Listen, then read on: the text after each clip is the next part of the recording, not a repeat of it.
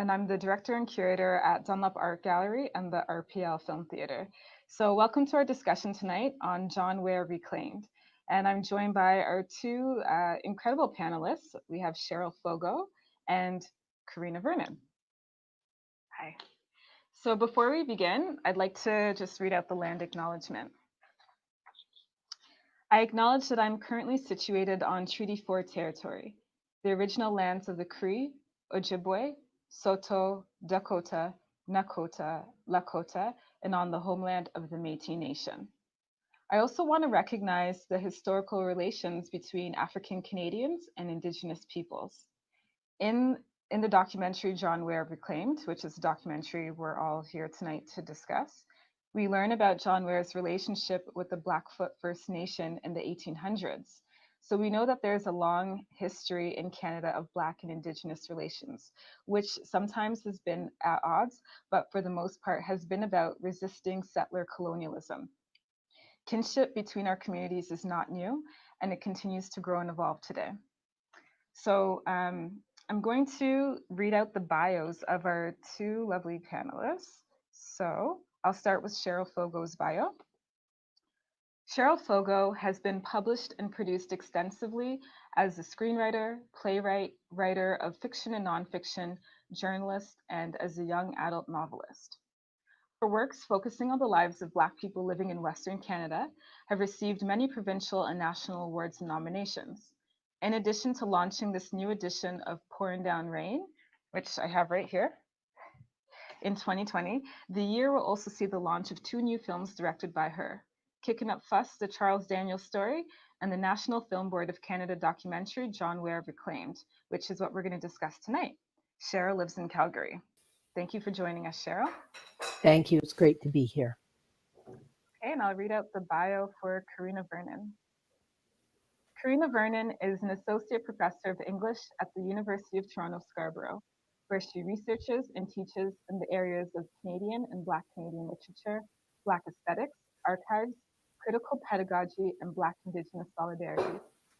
She is also editor of the Black Prairie Archives anthology, which I have right here too. Published by Wilfrid Laurier University Press.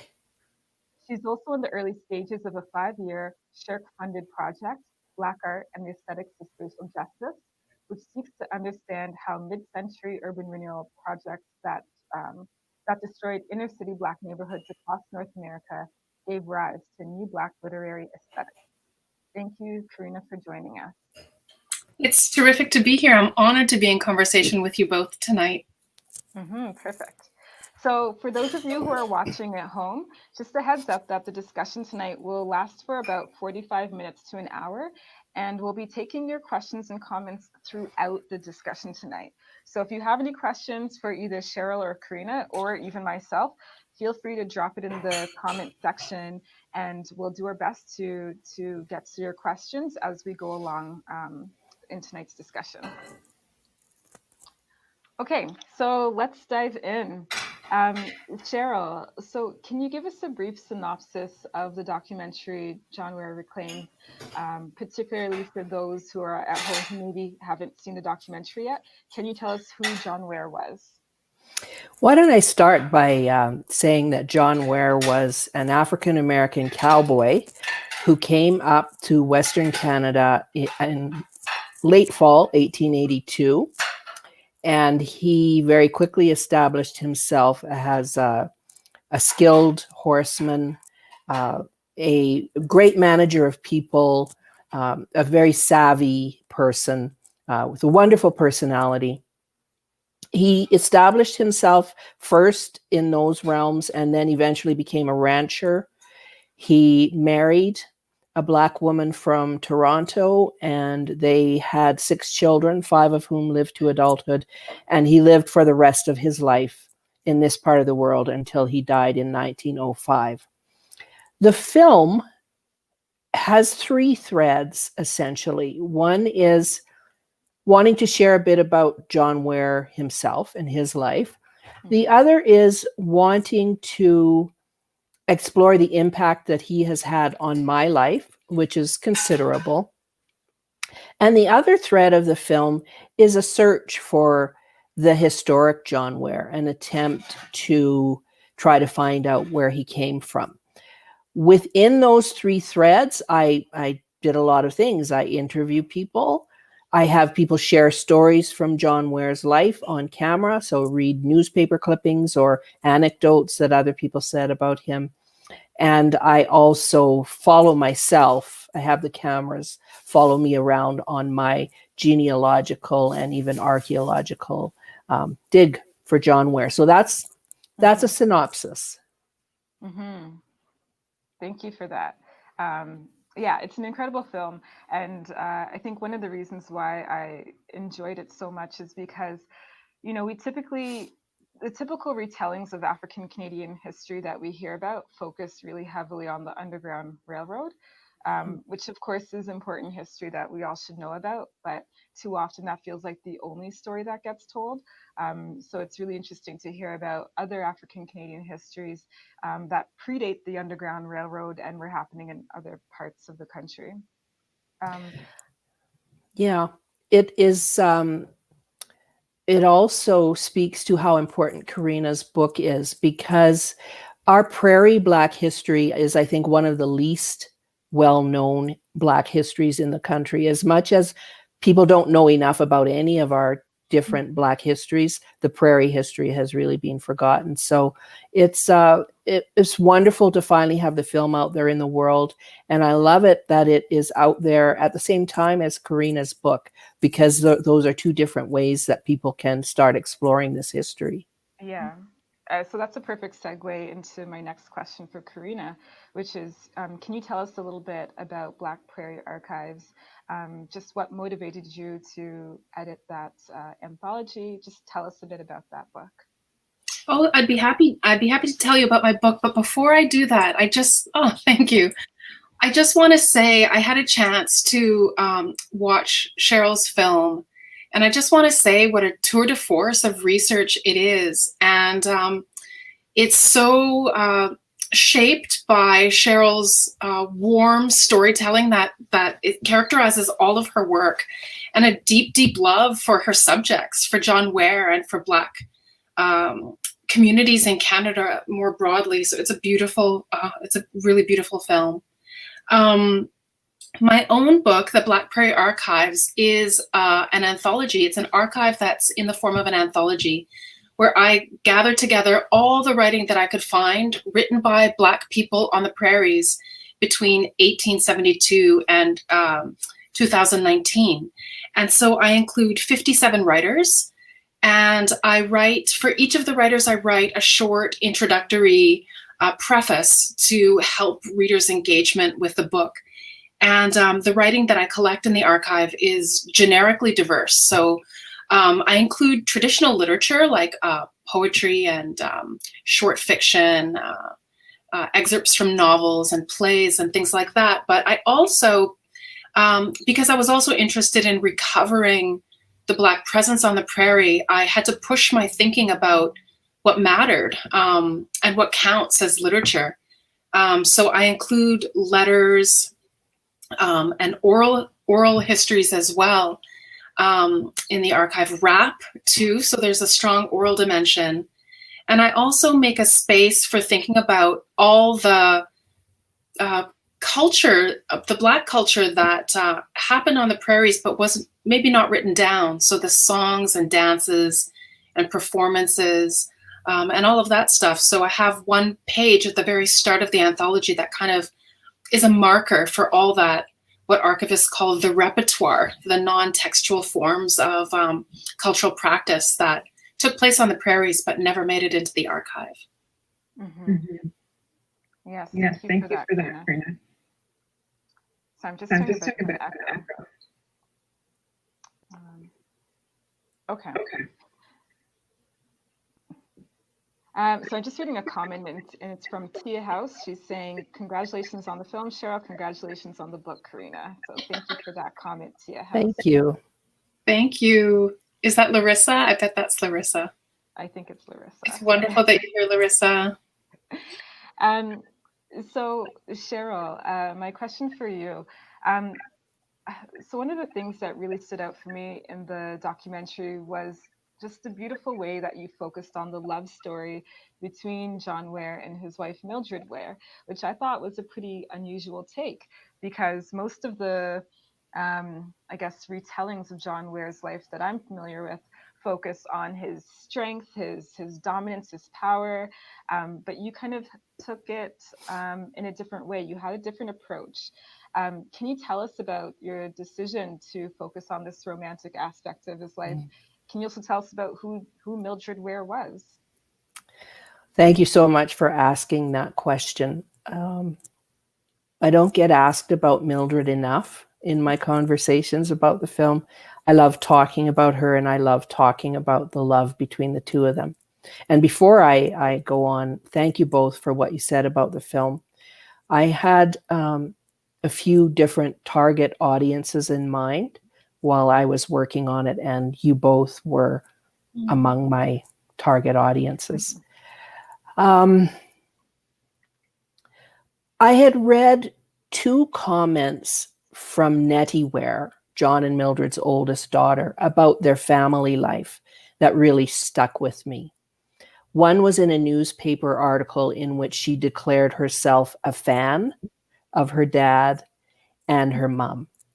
And another that was a private document. I can't remember now if it was a letter that she had written or just one of her musings on her life, in which she said, "We were such a happy family." So I wanted to do my best to try to capture John Ware as a family man, as a husband, as a father, because I really wanted to humanize him. That was one of the things that I wanted to do. He's been mythologized extensively, and I wanted to humanize him. And I felt that one of the best ways to do that would be to trying to bring their love for each other to life. I often think about how mismatched they were. Mildred was a true city girl. You asked for a little bit about her, and she was from the Lewis family, who were in Toronto and had been in Toronto, I think, from the 1830s. They were in Canada for a long time, even before John Ware was. So Mildred was born in Canada and grew up in Toronto. They were a very successful family. And I'm talking about her extended family. The Lewises are a family that we can actually know quite a bit about through the work of researchers, one of whom is Ghislaine Petrin, and others who are doing work in those archives in Toronto. And she was a person who had a certain expectation of her life that I think never in a million years would have included becoming a rancher's wife, living on a ranch, running around with cows and horses. She was a sophisticate, a beautiful young woman who could have chosen a lot of paths and chose to say yes to him. And he was a person who may have envisioned a real farm wife. And that's not who she was. So their love sustained them. They both had good senses of humor, and they managed to have a happy life for the brief time that they were able to be together, because Mildred died fairly young. It was just really important to me to try to bring some of that family flavor to the film. Yeah, and yeah, it was beautiful. And so, Karina, you also mentioned Mildred Ware in your book, and you also celebrate her as the first Black woman writer on the prairies. Can you tell us a bit about your experience of getting to know Mildred through her writings, and just what was that experience like doing the research to learn more about her? Once in a while, when you're in the archives and you're discovering people in them, you feel like you're forming a connection across sometimes the centuries, and that was my experience when I found Mildred Ware's letters. She was one of the people that I really felt connected to. Also, she, like Cheryl said, she was an urban person who found herself on the prairies and I think felt quite out of place there on a ranch. And I remember distinctly that feeling myself when I arrived in Alberta as a young girl. What I found in the Glenbow Museum and Archives was a series of letters that she wrote to the brand registry office to try to get the Ware brand for cattle registered. So she wrote a couple of letters to them, and enclosed in the letters $1, the fee for registering the brand. And what made me feel very connected to Mildred was one of the letters she wrote saying she received the brand book after she had paid her $1 to register her brand. And she finds, you know what, let me read it. I think it's a very short little powerful letter. On June 20th, 1899, from Millerville, she writes, "Dear Sir, looking over the new brand book, I find my brand, DC, is not in the book. It is not recorded. I wrote and paid to have it traded from John Ware to Nettie Ware. I wrote last June," and so on, you know. So she opens the book expecting to find her mark, and it's not there. And that resonates so powerfully with my experience of looking in the prairie's histories, looking in anthologies of prairie writing, looking for something of my, a history that I could connect to, and not finding it there. Right. Yeah, that's pretty powerful to hear her words from that time. I want to see if we have any questions coming in from the audience. And so I think we have one coming up from Tia House, so from Larissa. Tia House asks, "I would love to hear about the joys and the difficulties of working with the archive. What kinds of surprises did you find? What came easily? What was hard to find?" So I suppose that's a question that can be geared towards either of you. Who wants to start? Why don't I start with Karina and then we go to Cheryl? I think Cheryl and I probably share the same, overlapping struggles with the archive. I know in your film, Cheryl, you said that you were wrestling with the archive. That's I think a way that you put it, and that's characterizes my experience of it too, particularly when I was looking for deep historical records. I discovered a history of Black fur traders and voyageurs and Indigenous language interpreters that moved into prairie spaces in the late 1700s and early 1800s. And boy, I would have loved to have found writing by those folks, something written in their own hand, something about their lives. They came into those prairie spaces as sometimes free people, but sometimes as enslaved people, sometimes as indentured laborers. They came in, sometimes they were hired because of their facility with Indigenous languages. So they were hired as interpreters. And looking in the archives, it's just impossible to know, much about their lives at all. They're only recorded, then as now, when there's some accusation of criminality. And so I wish that I could have shoved the authors of the archives out of the way so that I could look directly at the Black people that they were writing about. So that's one of the frustrations that I felt. There's a lot of work that remains to be done in those archives to find out more. Yeah. And Cheryl, what about you? What was your experience like? Very similar to what Karina reports. I find diving into the archives heartbreaking, frustrating, and sometimes exhilarating.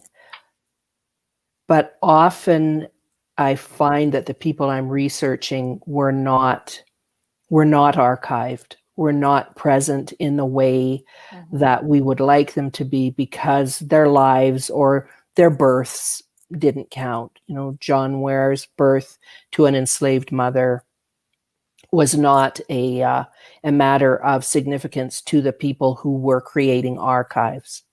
So it is quite heartbreaking to see the ways in which people have been neglected in the past. You can never go back to the past and have a photo of that person taken because you want it so desperately. You want to see their face. So I'm speaking more generally about the type of work that I do. In terms of the Wares, the search for John Ware has been a decades-long search with the occasional nugget that surfaces. And I fully believe I will probably be doing that work for the rest of my life. Wow. In terms of surprises, I think I have to say a thank you to the Mallory family of Kirkcaldy, Alberta, who you get to meet in the film, because they kept Nettie's archives. Nettie being Janet Amanda Ware, who they called Nettie, was the oldest of the Ware children. She was quite a meticulous record keeper. So she left boxes and boxes and boxes of stuff with this family who were friends, and many families would not have kept that amount of material in their home. It took up half a room in the Mallory house. It's just a small little prairie house. And so in terms of surprises, that was a surprise to find Nettie's records and to find this family that cherished the story of John Ware and Mildred Ware and the Ware children to the extent that they would allow this half of a room in their home to be taken up with that archive for decades. It was really interesting building a relationship with them because I had to cold call them. I can't even remember the detective work that went into finding them. And, you know, this stranger calls you and says, I'm working on a story about John Ware. I understand that you were friends. And, you know, it comes out, well, yes, I have some things. And then you say, like, can I come to your house? And that Mary Mallory said yes. And then her son, Don, found out that his mom had given permission for a stranger to come to the house and go through the Ware stuff that they all cherished. None of them knew me. They didn't know that they could trust me. And so he raced down in his car from Calgary to be there when I arrived, to make sure that the stuff was safe. And he said to his mom, make sure you don't let anything leave the house. That was a wonderful surprise and a wonderful beginning of what has become a deep friendship. So there are lovely things that happen along the way, but it's an archive that is fraught. It is just fraught. Yeah, Cheryl, I think I remember at one point in the documentary where you go to the cabin site to do the archaeological dig, and you say at the beginning, you know, I hope to find maybe some letters or something where I could just find out more. And of course, you know, that doesn't quite end up happening, but you know, to go in with that desire, that hope to find something, more clues, more information. Yeah. But Yeah, I was making a joke, but yes, that is my dream, that someday I'll just dig a hole and there will be the explosion. That was at the Fisher home, the original Ware homestead site. Right. Okay, so Cheryl, I want to talk a little bit about your own family's history in the prairies, which in the documentary, you really intertwine your own family's history into that of John Ware and his family's life. Can you tell us about your decision to do that? And just tell us more about how your family came to the prairies. My family came to the prairies in the Black Migration of 1910, which is what we call it. It was a migration that actually unfolded between 1905 and 1912. And mostly was precipitated because the state of Oklahoma was coming into being. Many African Americans had moved to that part of the US before it became a state, because they could own property and vote, and they had a more extensive menu of human rights there. When the state of Oklahoma was formed, they endured horrifying, brutal racism, and the Canadian government just so happened to be advertising for American farmers to come up to this part of the world. They wanted people to homestead and cut down trees and make farms. The government of Canada was not expecting Black people to respond to that call that they had put out, so there was quite a pushback, a lot of racist laws or attempts at laws, orders in council, petitions. There was a lot of opposition to the arrival of my two maternal sets of great-grandparents and the approximately 1,500 or so other African Americans who came up at that time. What I found, and another delightful surprise in Nettie Ware's archives, was a record of not my family specifically, except for one uncle, but of that community who I consider my ancestors. All those folks, they were my ancestors. And so finding them in Nettie's archives was wonderful. The decision to incorporate that history into John Ware's history was one that came about because John Ware in the past has been thought of as a lone figure of Blackness in this part of the world, and that he represents all of Alberta's Black history is a real misunderstanding of history. So I wanted to show that those histories are intertwined, that my uncle, many people in my community who were elders in my community when I was young were very good friends with Nettie and Bob Ware. His story belongs to us because we were in his story. So I think that was the seed of the notion that I wanted to intertwine those histories. I think it's very important for people to recognize that we have an ongoing, long and deep Black history that is not represented by one individual hanging out there all by himself. Exactly, for sure. Cheryl, that's a really crucial intervention, because I think one of the reasons that, insofar as he's known at all in Alberta or Prairie or Canadian history, it's partly because he's seen as the lone Black person in Southern Alberta. That's right. In being alone, he doesn't pose so much as of a threat to the public imagination of the region. So your intervention is so crucial, as seeing him as absolutely in community with other Black folks. And I think, recuperating those relationships and those networks also serves to intervene into the idea of the prairies. There wasn't just one lone Black person, but there were communities of Black folks in conversation with one another at the time.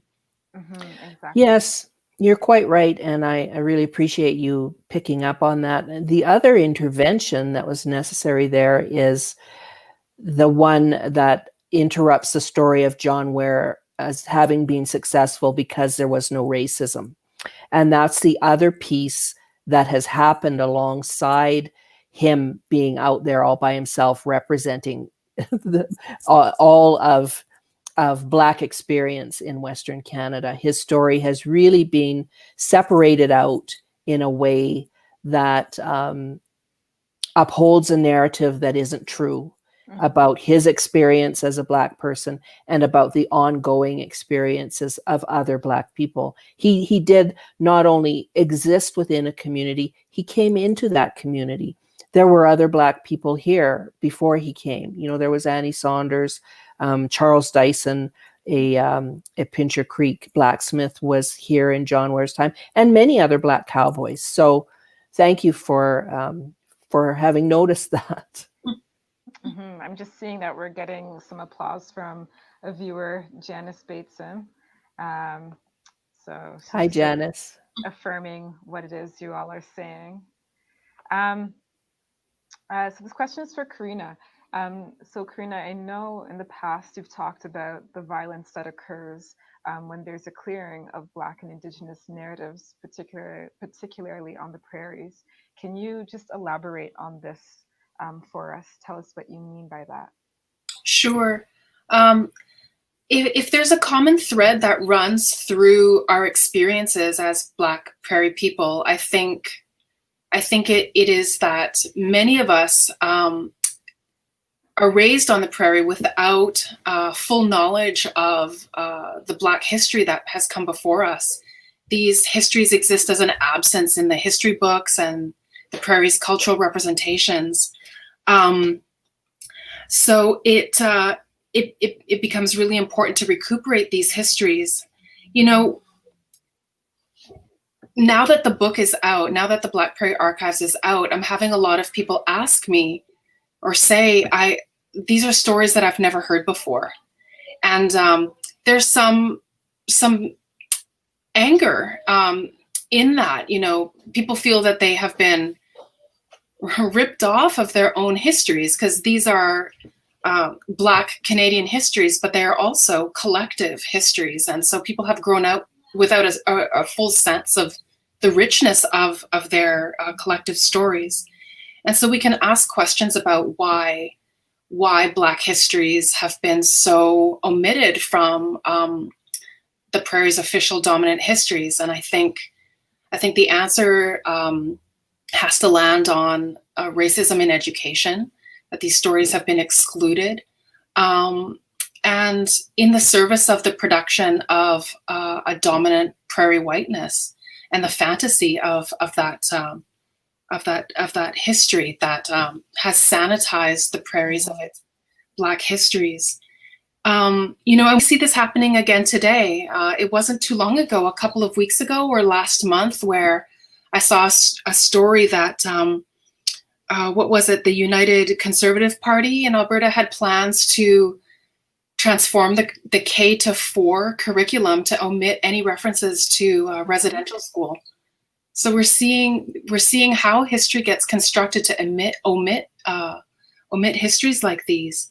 And these representational clearings of the prairie mirror the historical, real clearing of the prairies of its Indigenous communities. And so it's very important to recuperate these histories now and as collective ones. Mm-hmm. Yeah, absolutely. Yeah, I remember seeing that about the Calgary educational curriculum. I'm feeling pretty disturbed by that. So Cheryl, I wanted to ask you about John Ware's relationship with the Blackfoot First Nation. It's kind of alluded to in the documentary. Can you just tell us what you learned about that connection that he had with the Blackfoot First Nations people? Yeah, it is said that he was able to speak a couple of languages of the Indigenous nations that were here. And I don't have any proof of that. Nettie does make reference to it as well. But because she was only 12 when both of her parents died, some of what she knew about her parents also came from other sources. So I am looking for more confirmation of that. I tend to want to confirm things 3 times from 3 completely separate sources before I take them into my own sort of body of knowledge about John Ware. So Nettie said in one source that I found that her father spoke more than one of the Indigenous languages. I have also read that in other places. I also read a story about John Ware meeting Chief Crowfoot, who is a very important historic figure here in this part of the world as well. And that they struck up a friendship, that they liked each other, that Crowfoot liked Ware a lot. And and invited him to come and stay anytime that he wanted. I do know that John Ware went with Tom Lynch on during treaty when the treaty treaty was being honored, or when people were they called it treaty time. You know, I'm not knowledgeable enough about what all the activities were to really speak to it, but I know that John Ware did go during treaty time, that there were horse races and stuff, and that John Ware's reputation as a horseman also extended into the nations of Treaty 7.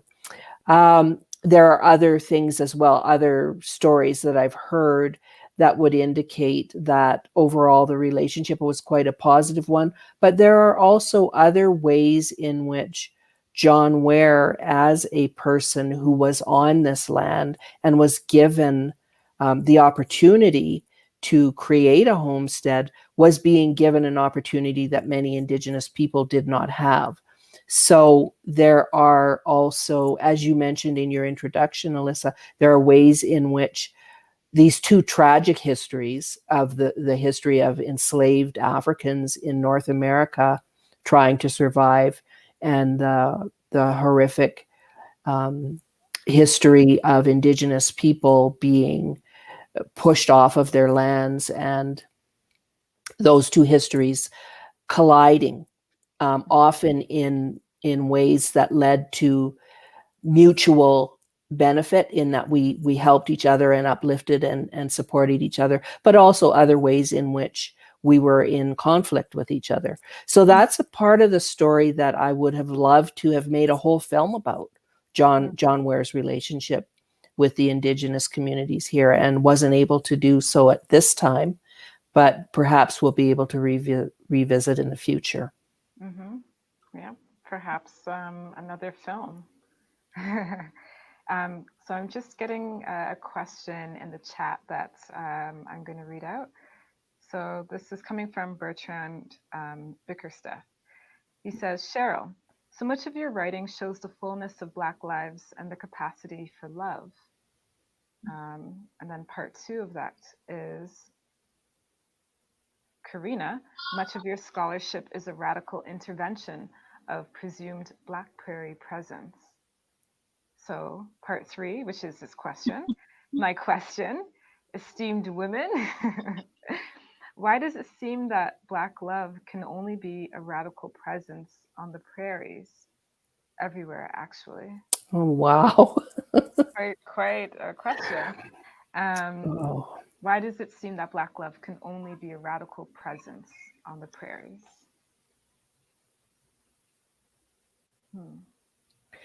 I don't have an answer. That is a huge question.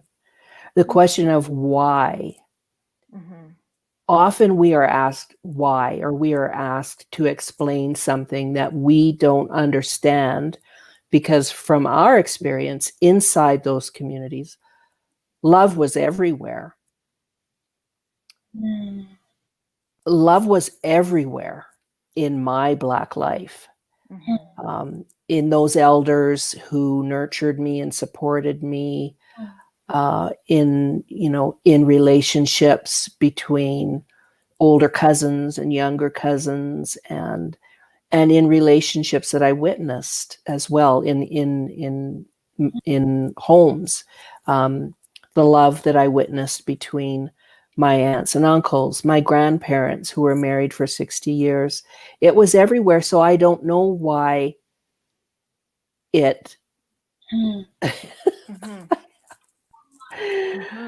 I don't know why it is seen as something that can only be viewed as a radical presence. What do you have to say, Karina? What are your thoughts? Well, I think this is why it's so important to recover and tell Black stories, because Black stories are full of love. When I look at the materials in the archive, there is, so much love, as you say, Cheryl, between family members. it's obviously an important dimension of Black life, right? It's part of our, being human and being free to ourselves, free to love one another, to ourselves. In public discourses, that aspect of Black life is so often missing, right? The dominant stories often in the media about Black life is about struggle, oppression and things like that. And those are obviously forces, powers that shape our lives in very, misshape our lives in very important ways. But, love is absolutely part of the story, which is, I think, why it's so important to teach Black literature, because it's full of, obviously, our livingness, our survival. Black Prairie stories are radical stories, I guess, because they are so much about our survival, our love for one another, our love also for our ancestors and for our own histories, right? I think this is the thing that stands out for me about Cheryl's film above all.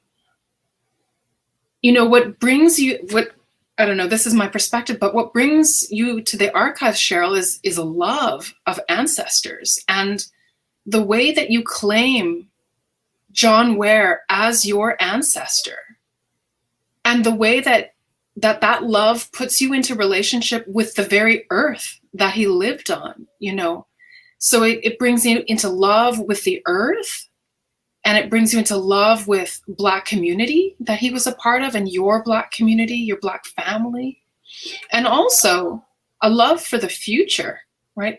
Because, your project about reclaiming John Ware is also a gift to the future, right? Passing on a version of him that's not tainted and misshaped by racist ideas about Black masculinity. And so you pass your love on into the future as well. It's such a beautiful thing.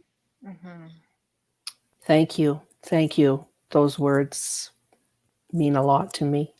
Your film means a lot to me. Mm-hmm. Beautiful. And that's absolutely why I think when I started the discussion, I thought about the love story between John and Mildred Ware. So yeah, thank you for that question, Bertrand. So moving on to my next set of questions. I know that you both recently spoke at Tia House, who I know they're watching, so shout outs to Larissa. So at the Tia House discussion in Calgary, so I want to follow up on some of the points that were raised. Cheryl, you said about John Ware, and I'm going to just read out what you said. You said, "I want to be the one that finds him. Take a giant magic eraser and swipe it across everything that has ever been said about him, cleansing the page, edging closer to what's true." Cheryl, can you talk a little bit about how you're edging closer to what's true? That line that you just read is a line that Joni, who is the character based on my life, says in John Ware Reimagined, my play, which is a project that preceded the film. And it really is an edging. It is an edging closer. And it is a process of trying to be patient with the slow pace at which I am able to get closer to who he really was. When I first discovered the existence of John Ware, I was thrilled. But as I went to try to find out more about him, what was available to me to try to learn about his life was so deeply unsettling and unsatisfying, and in many cases just cringeworthy. That's the only way I can describe it. So I had discovered this figure who I connected to because I was a real little cowgirl. It wasn't just him as a figure of Blackness in earlier times in this part of the world that I love and that I'm so rooted in. It was also him as a cowboy, him as a man with horses. And it was there was such a cognitive dissonance that I entered into when I started to explore what had been already written about him. So the record that was out there didn't sit well with me, and I could not leave it at that. So when I talk about taking a giant eraser and starting over, that's what I wanted to do. And I recognize that because the archives are so limited, I may never get to as close to the truth of John Ware as I want to, but somebody might. Mhm. And as you said, Karina, I have a document that's out there now as a gift. It absolutely is my gift of love, born out of deep, deep love, and birthed into my incredible love for the future generations and for the young people who need this work. And there may be somebody that is able to go further than I have been able to or will be able to in my lifetime. So that's a very long-winded way of, addressing your question, Alyssa, but it is a good question, and thank you for sharing that little piece from the play. Mm-hmm. And so, Karina, I feel like that also applies to your work as well. That deep love for future generations. Can you just speak on that for a sec? Yeah. So, I never mentioned my motivation for undertaking this labor of love in the archive. I grew up without a book. I grew up without a sense of place, almost feeling stranded on the prairies without a connection to history, and without a sense of a book that was mine, without even a language for myself. I did not know what to call my own history and connection to that place that shaped me in such powerful ways. So I felt I had to create the book. And just as Cheryl said, it's an offering also to the future, a place where we might sort of land, it's a place that's invested with such deep imagination of so many Black authors, right? It's a collection of all these stories, all this imagination. And so I offer it also to the future so that there's never another girl that grows up on the prairies thinking, I'm the only one. Mm-hmm. Oh, that's beautiful. Thank you. So I want to switch gears for a second and talk a little bit about pop culture. So this question is for Cheryl. So in recent years, I've noticed that there's definitely been an increase in popularity in the image of the Black cowboy. So I'm thinking about Solange Knowles' When I Get Home, which is a music video that she released, I think, earlier this year in 2020. And then, of course, there's Lil Nas X, who released a song which is hugely popular, Old Town Road. Um, we're getting a heart in the comments, so someone's just affirming affirming my connections to Solange Knowles and Lil Nas X. Thank you. So can you speak a bit about that in terms of what it is you think that has caused this culture to just persist over the years, and why it continues to make the impact that it does on pop culture? First of all, I love those expressions of Black culture in popular culture. I love the images that I see of. I've actually seen 2 or 3 short films about Black cowboys, about contemporary Black cowboys, and of course, there's the beautiful image of and now I can't remember her name, of the woman at one of the Black Lives Matters protests on a horse, Yes. a horsewoman. Mm. Yeah, and I'm sorry, I can't remember her name. Powerful images, and I think it is a part of reclaiming. It is a part of reclaiming an aspect of our history that was always there. It's so beautiful. I don't really have the words, but it's pretty. Like, it's pretty. Fred Whitfield, who is the real cowboy, who is the presence of John Ware in my film. It's just seeing him on a horse and in that landscape. It draws you. So I think in part it's connected to the mythos around the cowboy, just the cowboy, that notion of being on the land and the moon and the sounds that horses make. It's very attractive. And Black people in that landscape is incredibly compelling, but it's not strange or radical. It just is, and it has been all along. So I love it that pop culture is starting to recognize that, and I hope we get more and more and more of that. Mm-hmm. Yeah, perfect. I think it's part of the, reclaiming the fullness of Black stories as well. I think when people think of Blackness, it's often the urban dimensions of Black life that come to mind. And I think it's so important to tell just the fullness of our stories that includes, as Cheryl says, like a deep relationship with rural locations, wilderness spaces, the land, other than human beings, water, sky, air. It's all part of Black relationships. That's crucial to tell. I think that kind of leads into this, a question from the audience. So we're getting a question from Christopher Ono. He asks, the conventional narrative of cowboys and individuals in the mythic West are those of independence, self-reliance, quiet strength, but also distrust of outsiders and a dim view of government.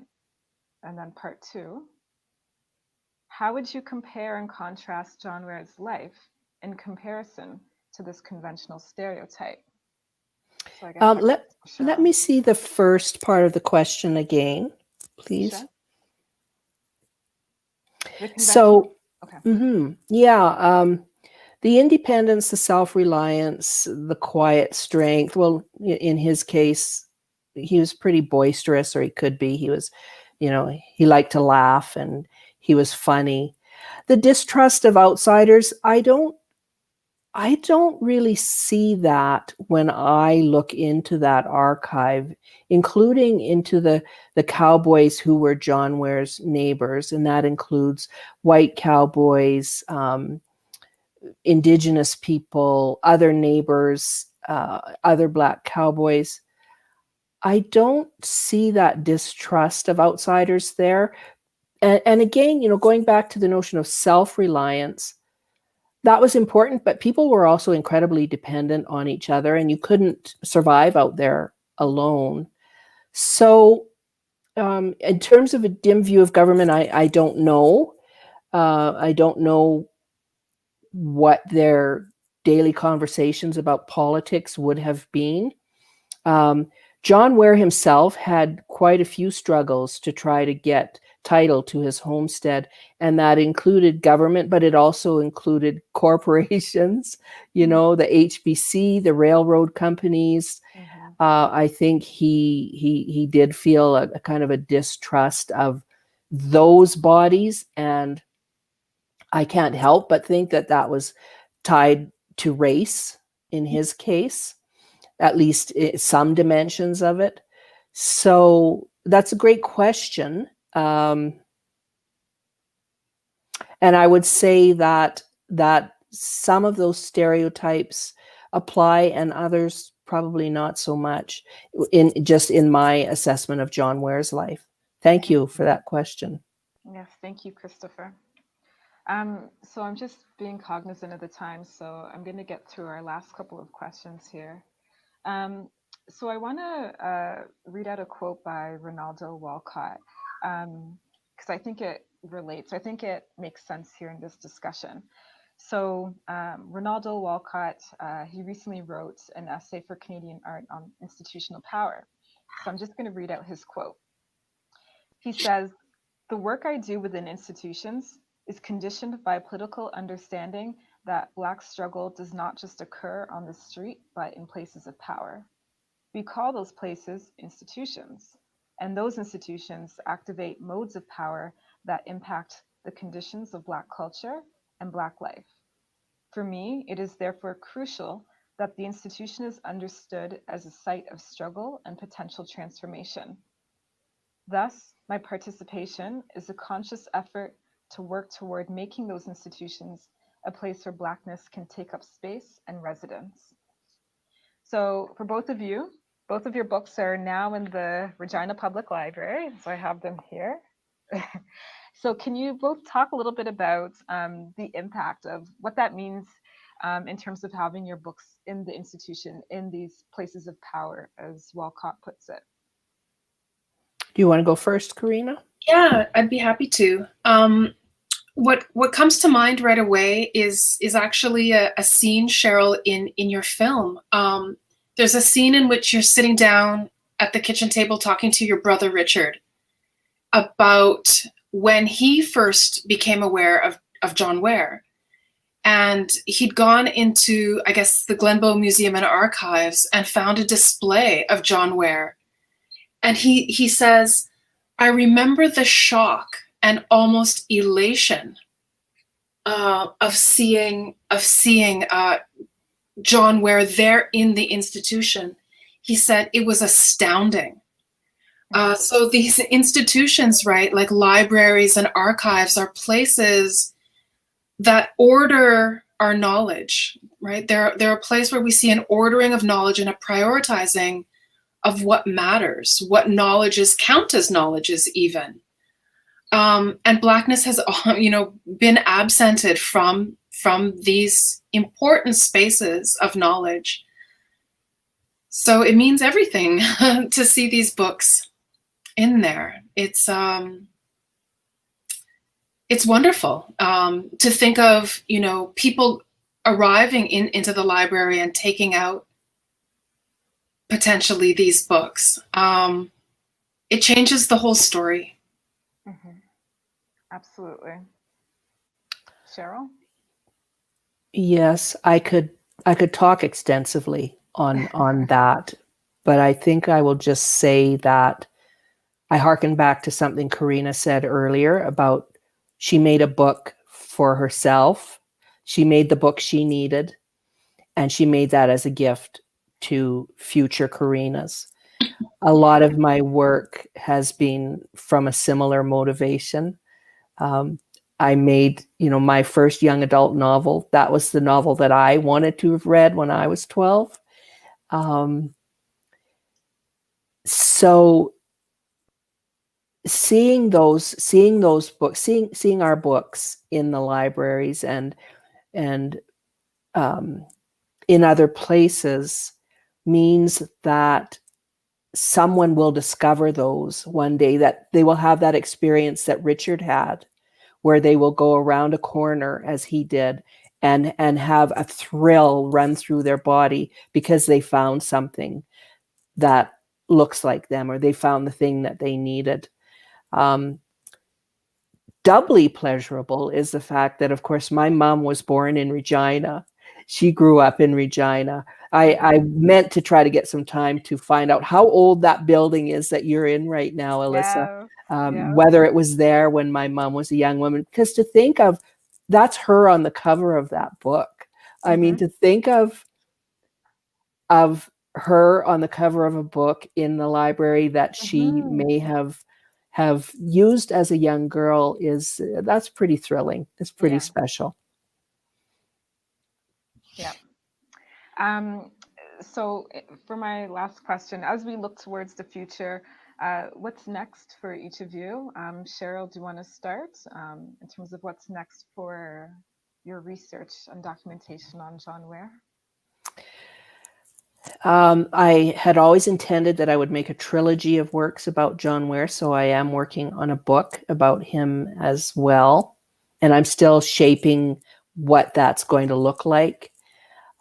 But I don't know what it's called when you make 4 works. Is it called a quadrilogy? Because recently, people have reached out to me and said, "What about a film, a fictional narrative about John Ware's life, or just like a movie you go to?" And what's really been unexplored is the Lewis family and their impact on John Ware. That family is a whole set of characters. They could be their own TV series. They could be their own film. So I would actually love to get the opportunity to bring Charlotte Lewis to life, and Daniel, Mildred's parents, and her siblings, her sister Ethel. I think you included her poem in your book. Yes, Ethel Lewis, who was a poet and a carpenter and an amazing horsewoman. Given that her sister Mildred wouldn't go anywhere near a horse. There's a beautiful photo of Ethel Lewis on a horse. So in terms of John Ware, I think I still have some things to explore. I'm working on some other projects as well, a couple of theater projects and another project about Calgary's Black history. So no lack of things to keep me busy over the next few years. Mm-hmm. I'm just seeing in the comments section, there's a comment from an audience member, Liz Akiriko. She's saying, so grateful for this incredible conversation. Thank you, Cheryl, Karina, and Alyssa. Thank you, Liz. Yes, thank you. Liz. Thanks for joining in. That's so cool. And so, Karina, in terms of the future and what's next for you, can you tell us a little bit about that? Sure. Well, first, let me say I'm happy to hear about all those projects on the go, Cheryl. That's really exciting.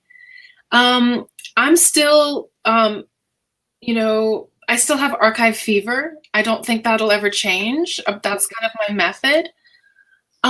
So I still want to do more work on the non-textual cultural forms. Even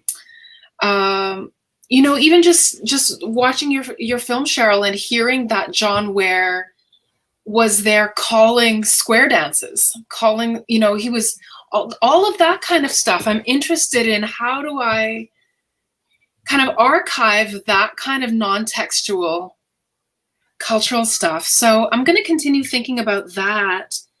And I'm going to continue thinking about Black and Indigenous relationships on the prairies and beyond. That's something that I want to do a lot more thinking about. It's rooted in the Black Prairie work that I've done because I've seen so much about those histories of connection that we haven't known enough about, and also stories of Afro-Indigenous people, right?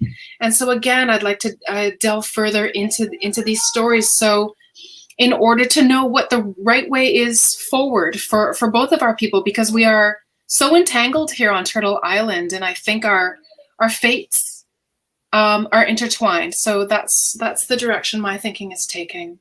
Mm-hmm, absolutely. Sounds fantastic. Yeah, it's exciting. And we have one more comment. So if we could just bring that up onto the screen. Just from Esperanza, she's just saying, thank you for sharing. Thank you for watching, Esperanza. Thank you for being here. Thank you, Esperanza. And so as we come to a close in our conversation, this evening's discussion, which has been so wonderful, it's been like a dream come true for me to be in conversation with each of you. I just want to mention that Cheryl's film, John Ware Reclaimed, is screening here at the Regina Public Library tomorrow night, so Wednesday night as well as Saturday. So feel free to come to the RPL. It's also going to be screening online, so if you're not able to come in person, please check it out. And sorry, correction, so not Wednesday night, but it's Wednesday afternoon, so it's going to be a matinee on Wednesday. And of course, be sure to pick up the 2 books by Cheryl and Karina. Yes, please. Mm-hmm. Which I mentioned are both now in circulation here at the Regina Public Library. So I think that's it for tonight. And thank you again both so much for joining us. Incredible work that you both are doing, incredible and important work. And that's all for now. So thank you and take care. Bye. Thank you. At home. It was wonderful. Talk with you both. Thank you. Great to see you. Bye. Good night, everybody. Good night.